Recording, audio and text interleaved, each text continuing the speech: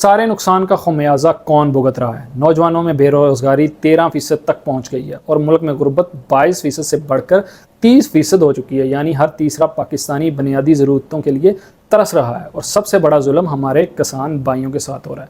زرعی ماہرین اور کسان اتحاد کے رہنما خالد کھوکھر رو رہے ہیں کہ زراعت اب نفع بخش کاروبار نہیں رہا۔ حکومت کی غلط پالیسیوں اور مہنگی کھاد بیج کی وجہ سے کسان برباد ہو گیا ہے۔ 2 سال پہلے حکومت گندم کی خریداری سے پیچھے ہٹی اور پچھلے سال جب گندم کی قیمتیں کریش ہوئیں تو پنجاب حکومت نے کسانوں کے سٹاک پر چھاپے مارے، ان کی گاڑیاں ضبط کیں اور کسانوں کو دوہرا نقصان پہنچایا۔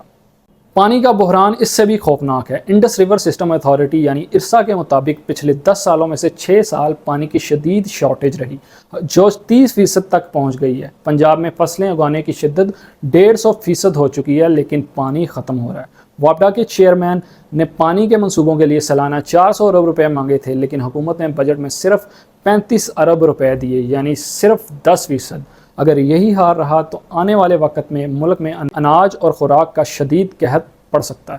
ہمارا سب سے بڑا کاروبار ٹیکسٹائل انڈسٹری اس وقت تباہی کے دہانے پر ہے۔ پاکستان میں اس انڈسٹری پر مجموعی طور پر 68% ٹیکس ہے، جبکہ ہمارے پڑوسی ملکوں بنگلہ دیش اور بھارت میں یہ ٹیکس صرف 20 سے 25% ہے۔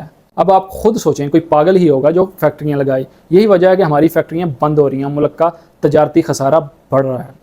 حتیٰ کہ حکومت کے اپنے وزیر منصوبہ بندی احسن اقبال نے اعتراف کیا ہے کہ انہوں نے وزیر اعظم سے ترقیاتی بجٹ کے لیے کم از کم 2.9 ٹریلین روپے مانگے تھے، لیکن IMF کی پابندیوں کی وجہ سے وزارت خزانہ نے صرف 1.126 ٹریلین روپے دیے۔ اب اس میں سے بھی 87 ارب اتحادیوں کو خوش کرنے کے لیے 70 ارب ارکان اسمبلی کے فنڈز اور باقی کٹوتیاں نکال دیں تو اصل ترقیاتی بجٹ صرف 591 ارب روپے رہ جاتا ہے، جسے احسن اقبال نے خود ملکی تاریخ کا شرمناک بجٹ قرار دیا ہے۔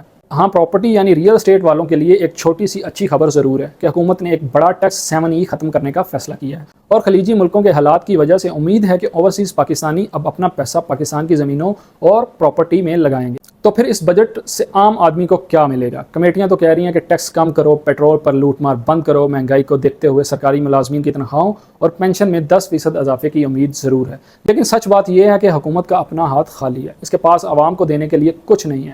IMF کے اشاروں پر بننے والا یہ بجٹ غریب اور مڈل کلاس کے لیے انتہائی سخت ہونے والا ہے۔